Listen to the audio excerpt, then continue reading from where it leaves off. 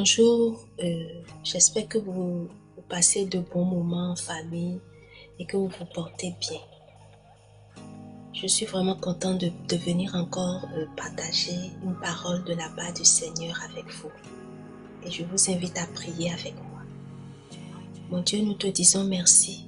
Merci pour tout le soin que tu prends de nous et la grâce que tu nous donnes de venir à tes pieds pour que nous soyons enseignés par toi. Révèle-toi à nous et que ta parole transforme nos vies. Au nom de Jésus, nous avons prié. Amen. Aujourd'hui, nous allons parler d'un thème qui s'intitule « Un mandat, une promesse ». Il s'agit de nous demander, en fait, pourquoi est-ce que nous sommes chrétiens? Est-ce que nous sommes chrétiens pour porter un nom où Dieu a un plan au-delà de tout cela? Et je vous invite à lire avec moi Jean 15, le verset 16. Ce n'est pas vous qui m'avez choisi, c'est moi qui vous ai choisi. Je vous ai donné une mission afin que vous alliez, que vous portiez du fruit et que votre fruit demeure. Alors le Père vous donnera tout ce que vous lui demanderez en mon nom. Vous savez, ce chapitre parle d'une vigne et d'un cep, ou si vous voulez une branche. Et le Seigneur Jésus-Christ, dans son discours, quelques versets avant le verset que nous venons de lire, nous montrait combien de fois nous devons dépendre du Seigneur et combien de fois nous sommes improductifs sans lui.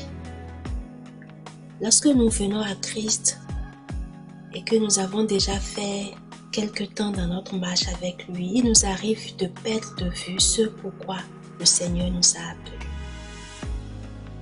Laissez-moi vous rappeler que d'abord, le Seigneur nous a fait la grâce de comprendre son amour pour nous et de répondre à son appel.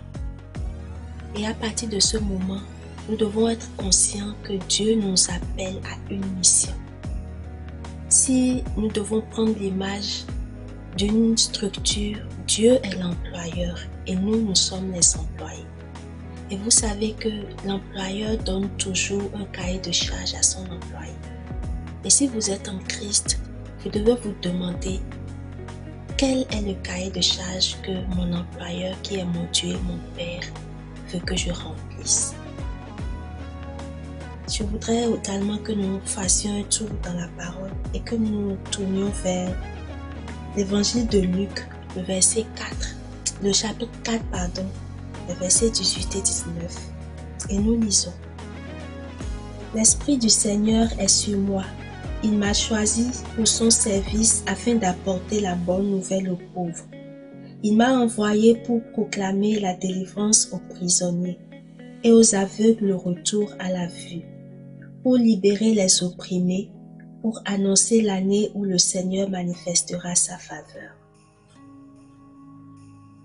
Vous savez, le Seigneur nous a appelés à son service, il nous a choisis pour servir. Ce verset que nous venons de lire, ce sont les paroles de Jésus-Christ. Et ce passage décrit exactement la mission que Jésus-Christ est venu accomplir sur la terre. Et vous êtes d'accord avec moi que lorsque nous sommes appelés chrétiens, c'est que nous sommes des petits Christ et nous sommes appelés à lui ressembler.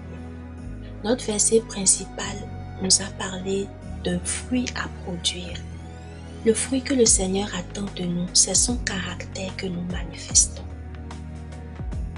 Christ est mort sur la croix, que lorsque nous rentrons en alliance avec lui, qu'il puisse imprimer son caractère en nous, que nous puissions produire le fruit de l'Esprit.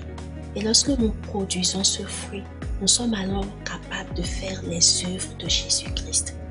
Et les œuvres de Jésus-Christ, celles qu'il attend aussi de nous, sont celles que nous venons de lire dans le verset que je viens de partager avec vous. Jésus-Christ est venu pour annoncer une bonne nouvelle aux opprimés, pour libérer les captifs.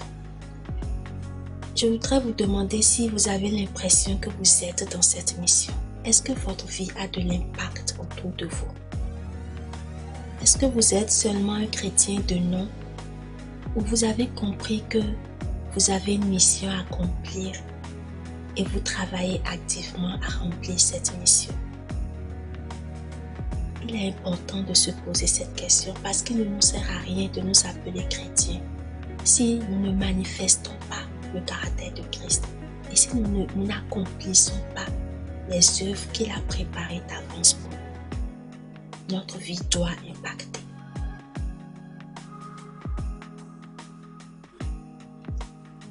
Nous allons lire maintenant Éphésiens, le chapitre 3, les versets 20 et 21.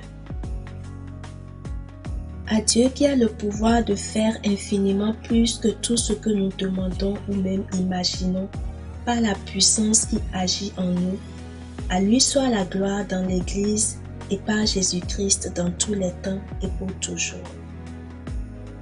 Vous savez, le Seigneur sait que nous ne pouvons pas y arriver par notre propre force. C'est pour cela que lorsqu'il quittait cette terre, il nous a dit qu'il nous laisse avec le Saint-Esprit. Le Saint-Esprit est notre allié, notre consolateur, notre aide. Et c'est avec la puissance de l'Esprit en nous que nous pouvons faire les œuvres de Christ, que nous pouvons délivrer les captifs, que nous pouvons guérir les malades, annoncer une bonne nouvelle aux opprimés, donner par notre vie de l'espoir à ceux qui souffrent autour de nous. Et je voudrais vous convier maintenant à revoir votre relation avec le Saint-Esprit, afin que, avec votre collaboration, que vous puissiez faire des exploits avec le Seigneur. Et ne pensez pas que votre travail sera vain en Christ. Il nous promet que lorsque nous restons attachés à lui, lorsque nous produisons du fruit, lorsque nous impactons les vies, quel que soit ce que nous allons lui demander, si c'est dans sa volonté, il nous donnera au-delà même de ce que nous pouvons penser ou imaginer. Et il nous le donne grâce à son esprit qui agit puissamment. Nous prions. Père, nous te disons merci. Merci pour la grâce que tu nous fais de comprendre que tu ne veux pas que nous soyons des chrétiens de nom, mais des chrétiens qui portent du fruit, des chrétiens qui ressemblent à Christ et des chrétiens qui impactent par leur vie. Donne-nous de collaborer avec ton esprit pour y arriver, afin que nous puissions bénéficier de la promesse que tu nous fais de nous combler au-delà de ce que nous pouvons penser ou imaginer. Merci parce que tu nous as exaucés. Au nom de Jésus, nous avons